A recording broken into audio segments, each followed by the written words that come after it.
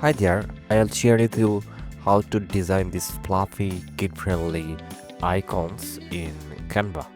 So if you have a 2D flat icons in your collection in Canva, let's say I have this genia flower and I have this. Let's say you have drawn this flower, but you want to make this flower in 3D fluffy style, and which is cute to see and nice to design for any video or graphics component.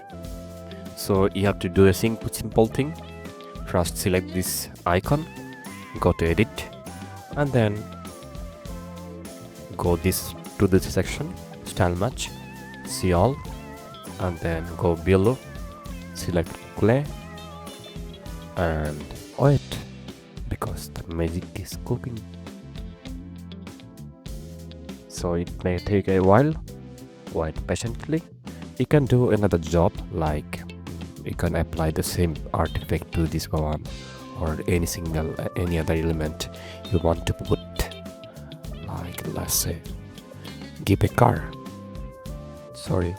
Oh, our design is ready. So this is the before, sorry, this is the after, and this is the before. This is the night and day difference with cuteness. Thank you.